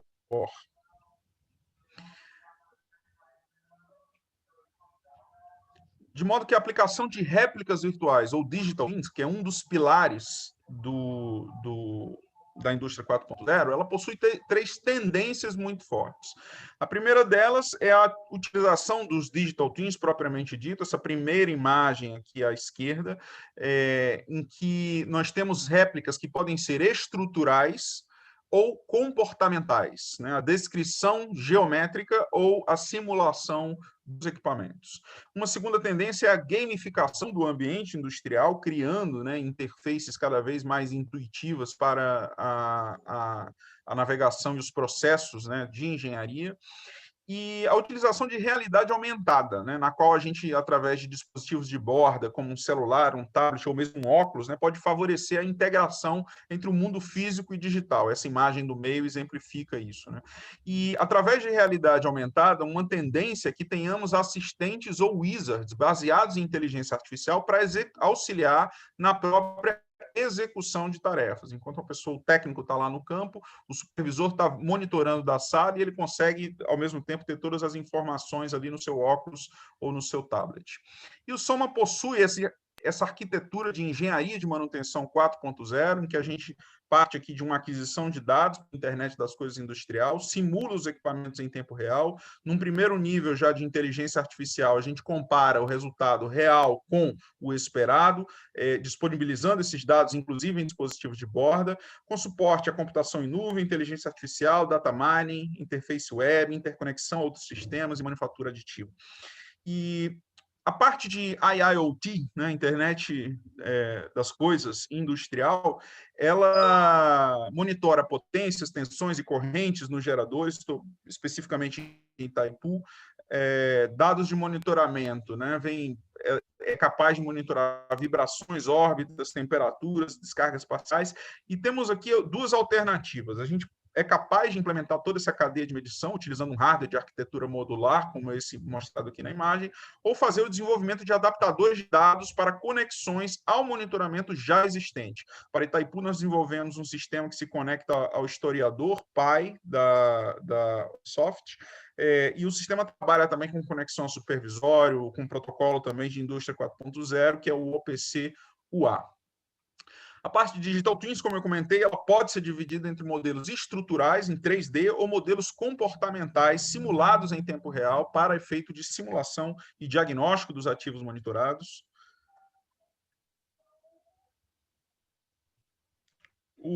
A cereja do bolo aqui do sistema, naturalmente, né, é o sistema especialista que provê informações e subsídios para tomada de decisão. Então, a partir de uma base de regras de especialistas, representados aqui à esquerda, e a partir de uma base de fatos que vem do sistema de internet das coisas industrial, uma máquina de inferência é capaz de produzir um diagnóstico para orientar os nossos gestores no diagnóstico da condição dos nossos equipamentos.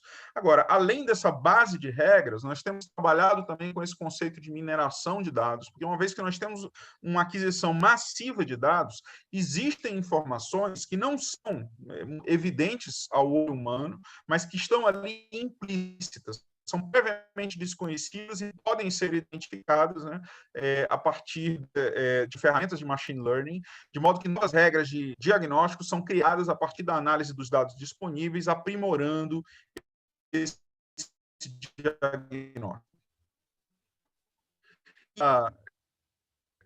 Foi uma iniciativa que foi tomada por Itaipu, né, partiu de Itaipu, e se a gente acompanhar, quer dizer, a interface homem-máquina, ela evolui de forma discreta. Nós tínhamos, no início, linhas de comando, depois nós passamos a ter interface gráfica do usuário, que utiliza sempre uma metáfora, né? A gente tem a metáfora do desktop, colocada aqui por essas duas imagens, e hoje, no entanto, é possível transcender essa metáfora do desktop e criar ambientes interativos simulados que provêm uma experiência virtual muito semelhante ao ambiente real. E isso que a gente quis colocar aqui e agregar isso ao sistema de monitoramento de Itaipu. A história desse sistema começou em 2011, quando a diretoria técnica de Itaipu investiu na modelagem tridimensional detalhada dos seus geradores, a nível de parafuso mesmo. E essa modelagem ela foi levada a cabo pelo CEASB, que é o Centro de Estudos Avançados em Segurança de Barragens, isso porque a modelagem foi feita primeiro para a barragem e depois estendida, né, aos geradores, e o CEASB pertence ao Parque Tecnológico de Itaipu, Brasil. Um aspecto interessante dessa modelagem em si foi a parte de gestão do conhecimento, porque montar um gerador como esse, nem todos tivemos a oportunidade que o colega Johnny Rocha aqui teve de ser um artesão de geradores, né? Mas quando se modela uma máquina como essa, virtualmente se monta novamente a máquina e levando a uma compreensão profunda da constituição desses equipamentos. Isso é uma coisa fortemente destacada pelos profissionais de Itaipu. E o movimento para incorporar isso no Soma foi feito pela empresa AIS Ambientes Pais, incubada no Tecnológico de Itaipu. O projeto foi coordenado e supervisionado por Itaipu e pela equipe técnica do CEASB, né?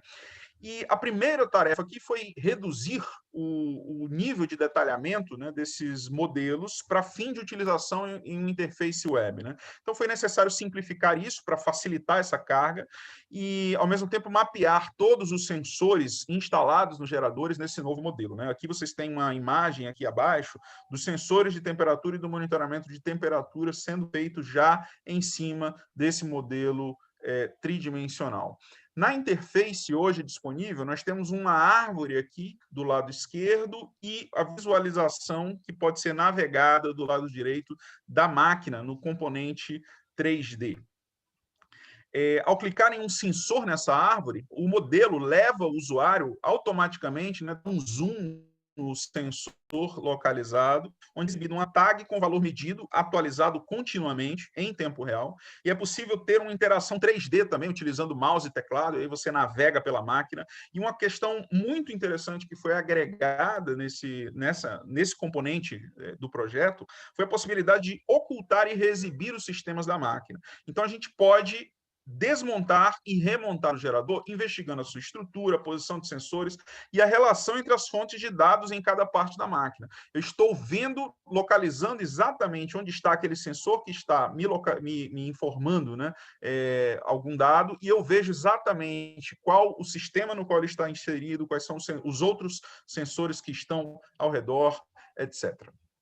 Aqui eu tenho algumas imagens do antes e do depois. Vocês podem acompanhar aqui o que é você trabalhar, né, com uma planta 2D do equipamento para localizar, por exemplo, um sensor que está listado aqui nesse diagrama, e o que é você navegar no modelo 3D para inspecionar a sua máquina. Mas dizem que uma imagem vale mais do que 1000 palavras, né? Então, eu gostaria de pedir para o Rafael apresentar para vocês um pequeno vídeo dessa interface 3D, do projeto Soma, na verdade, com a interface 3D em execução, e depois eu retorno para colocar minhas conclusões.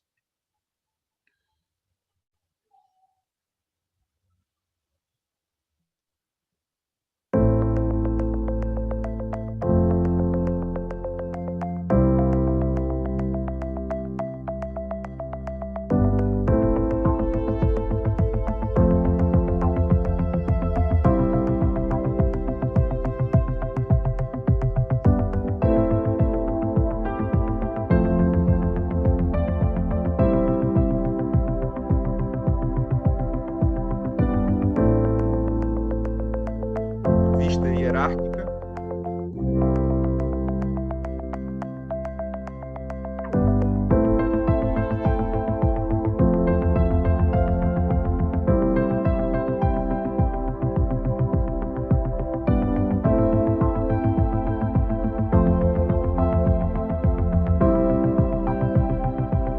Destacado o sensor localizado na árvore.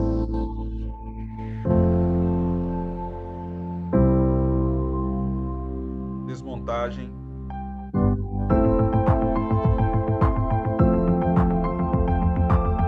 Muito obrigado, Rafael.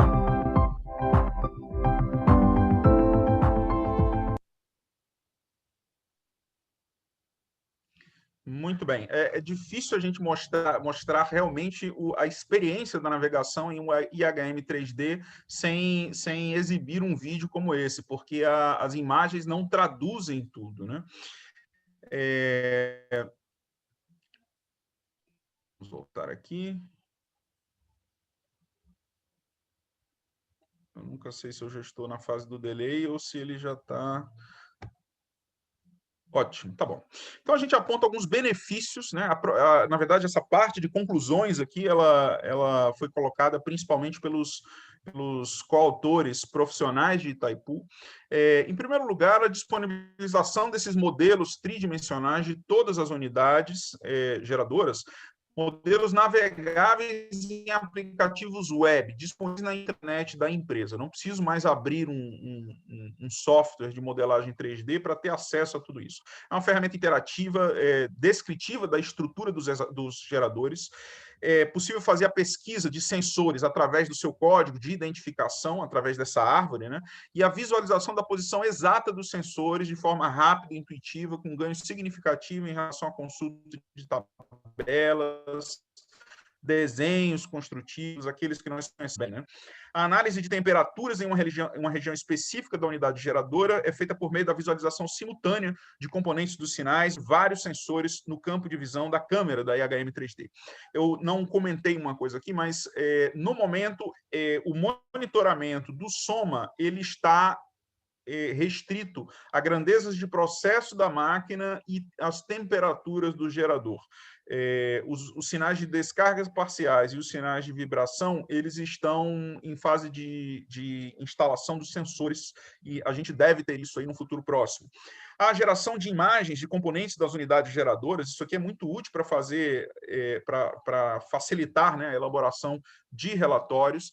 a identificação de anomalias e modos de falha graças à análise de temperaturas e componentes associados ou adjacentes, né? A gente pode ter uma ideia muito melhor do fenômeno que está sendo detectado por cada sensor, a visualização de aspectos construtivos de acesso difícil, porque nem sempre seria possível visualizar certas partes da máquina, né, após a montagem, como, por exemplo, as barras inferiores do enrolamento, os dutos de ventilação do núcleo, os segmentos guias mancais, etc., né, sapatas do mancal combinado. E a ferramenta também facilita o treinamento das equipes de manutenção mecânica e elétrica, com a navegação pela estrutura da unidade geradora. Existe um lema que todo bom carpinteiro conhece, que é medir 2 vezes e cortar somente uma. Então, a gente tem a possibilidade de, navegando através de um sistema como esse, executar antes a tarefa mentalmente e virtualmente, para depois, no campo, orientar melhor as nossas atividades, dos nossos times de manutenção. E a possibilidade de utilização da ferramenta na realização de estudos para a implantação de modificações e melhorias, identificando formas, locais de instalação dos componentes ou sensores, etc. Isso é possível graças ao modelo detalhado da máquina que foi feito. Então, encaminhando aqui para o final, né? O projeto de digitalização dessas unidades geradoras em Itaipu, na forma desses modelos geométricos, e a sua integração ao monitoramento das mesmas, é um exemplo pioneiro de transformação digital pela qual devem passar as empresas do setor elétrico, particularmente no nosso mundo de geração.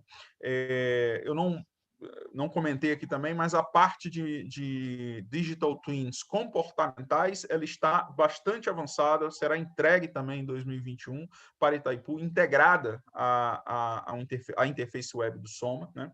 E se trata de um avanço tecnológico relevante que traz, né, sistemas de réplicas virtuais, um dos pilares da indústria 4.0, para a engenharia de manutenção no nosso setor elétrico, né? Os benefícios até então alcançados são expressivos, as perspectivas de expansão com a implantação de outras funcionalidades são bastante promissoras, né? Espera-se em 2021, a implementação dos primeiros testes dos algoritmos de diagnóstico baseado em sistema especialista e da árvore de falhas dessa unidade geradora, integrado já a essa interface 3D. E, finalmente, a disseminação da tecnologia entre outras empresas do setor deve criar uma expertise na criação de réplicas virtuais estáticas e dinâmicas, extraindo todo o potencial de benefícios dessas ferramentas, particularmente para o diagnóstico preditivo dos equipamentos e para a tomada de decisão entre os gestores de manutenção, que, ao fim e ao cabo, é o nosso objetivo último, né? Propiciar cada vez mais visibilidade e amparo para que os nossos gestores dos equipamentos possam tomar decisões cada vez mais acertadas, baseadas na condição, ganhando uma visibilidade, uma informação maior acerca do seu ativo em tempo real. Bom, então a gente coloca esse último ponto, né, como uma tendência de que a modelagem tridimensional dos nossos equipamentos, dos nossos geradores, é realmente um investimento que vale a pena. Itaipu pode comprovar isso, e eu estendo o convite dos nossos colegas de Itaipu para que aqueles que puderem, sobretudo quando passar esse período, né, de exceção, a gente espera, né, dessa pandemia, que todos possam também fazer uma visita aos nossos colegas de Itaipu e acompanhar os resultados já obtidos naquela empresa que é para a gente um motivo de orgulho para todo brasileiro, né? Que Itaipu realmente é um fantástico cartão de visita e segue com esse pioneirismo, né, tecnológico que nos enche de alegria e de orgulho. Muitíssimo obrigado, e eu me coloco depois à disposição para conversar sobre o tema aqui e depois. Muito obrigado. Ok, André, muito obrigado. Pessoal, esse foi o André Tomás, que eu esqueci de apresentar no começo, engenheiro eletricista pela UFRJ, mestre pela USP, doutor pela UFRJ, há 20 anos no CEPEL, desenvolvendo pesquisas na área da indústria 4.0, monitoramento de ativos, diagnóstico preditivo do isolamento elétrico e de equipamentos de alta tensão. É um dos desenvolvedores do IMADP e gerente do projeto Soma. Eu convido agora o Rafael também, né, que apresentou antes do André, a ligar a câmera e o microfone, e o Johnny vai coletar algumas perguntas aí da nossa audiência e repassar aí para o André e para o Rafael.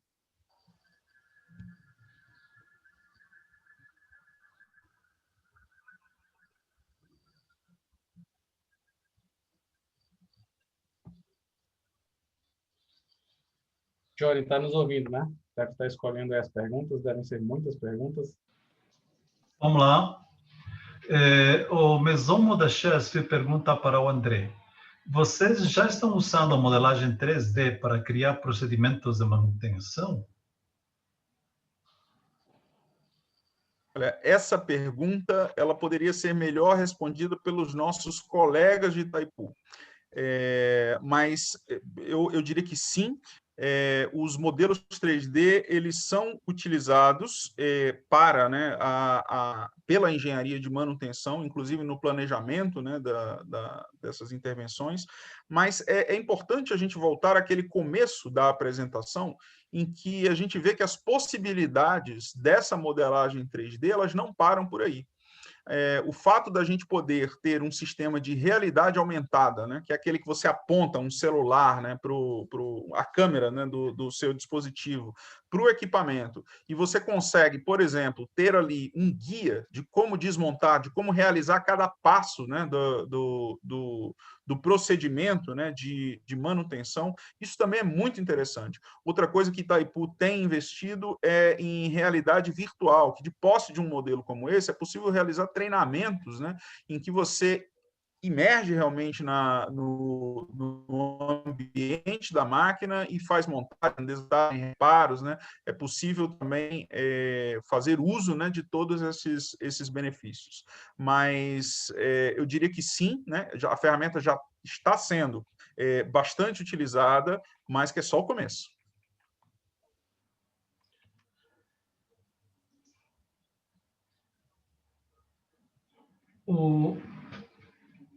Muito obrigado, André. Tem mais uma.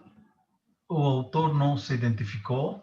A modelagem 3D foi feita pelo fornecedor ou fabricante ou pelo projeto Soma. Poderia compartilhar qual software utilizado, Inventor, NX, SolidWorks ou outro? A modelagem foi feita em SolidWorks e foi levada a cabo pelo Parque Tecnológico de Itaipu, não foi pelo fabricante. De posse dos desenhos em 2D, foi um trabalho primoroso que foi feito por aquela equipe do Parque Tecnológico de Itaipu, pelo CEASB, né, Centro, né, agora esqueci a sigla, de monitoramento de barragens, né, e foi utilizado SolidWorks para isso e, posteriormente, para importação dessa ferramenta no ambiente web do Soma, a empresa incubada AIS Sistemas Virtuais fez toda a adaptação do modelo e a incorporação para navegabilidade na forma realmente de uma IHM para a gente poder visualizar os sinais em tempo real. Johnny, eu tenho uma pergunta para o Rafael, posso fazer? Pode.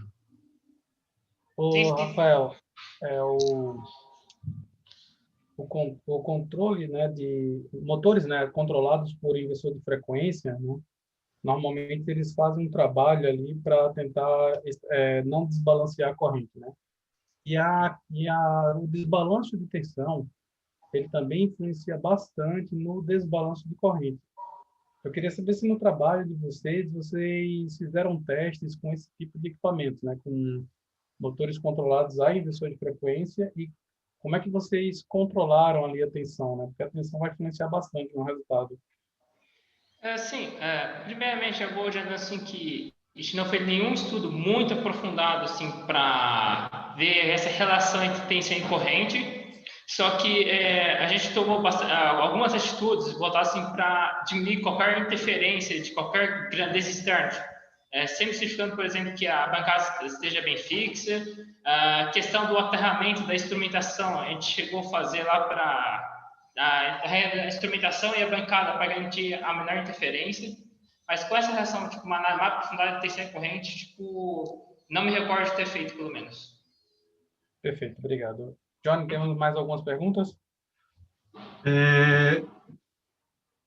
Estamos muito atrasados, né? Eu vou fazer a última pergunta, que é feita pelo engenheiro Dr. Oslinger, da Universidade de Cali, Colômbia, Universidade del Valle.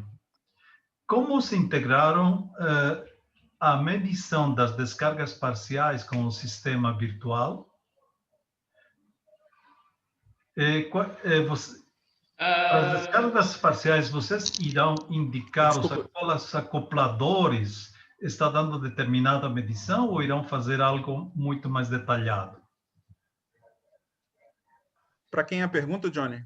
Para o André, né? O André. Ok. Tá, para o André. Tá bom, muito obrigado pela pergunta. Como disse, os sensores de descargas parciais, eles ainda estão em fase de instalação, mas o que nós pretendemos fazer é um projeto bastante ousado, né? Mas a gente vai colocar, sim, o mapeamento dos sensores de descarga parcial que devem ser instalados um por circuito nessas máquinas no sistema, para que a gente possa, inclusive, correlacionar de que forma que os sinais estão chegando, né? Até a própria o crosstalking que existe numa medição de descarga parcial poderia ser mapeado efetivamente pelo modelo 3D, né? Só que isso ainda não foi feito, porque os sensores ainda não foram instalados e, como ainda não foram instalados no campo, a gente não tem como inserir isso precisamente no modelo. Eu queria só fazer um último comentário, uma contribuição do colega Newton Coirim, de Itaipu. A primeira pergunta do colega da Chesf, né? Está previsto o uso da IHM 3D nos procedimentos de manutenção, mas isso ainda não foi feito porque os treinamentos internos presenciais foram suspensos devido à pandemia, mas é algo que deve acontecer muito em breve. Muito obrigado. Pessoal, Rafael, vamos fazer o intervalo? Ou vamos chamar o trabalho? Perfeito, Johnny. Continuamos aqui? Sim, por favor. Perfeito. Pessoal, vamos fazer um intervalinho de 2 minutos, só para pegar um café, um chimarrão, um suco de butiá, graviola, depende da sua região. A gente faz um intervalozinho de 2 minutos, rapidinho, e enquanto isso aí, quem não tiver sede, entra lá no site do Segredo, dá uma olhada nas condições de associação, e a gente já volta com a apresentação da Itaipu. Hoje é Itaipu na veia, né? Onde acabou de apresentar Itaipu, vamos ver mais uma apresentação. Dá gosto. Um abraço, pessoal. 2 minutinhos, pessoal.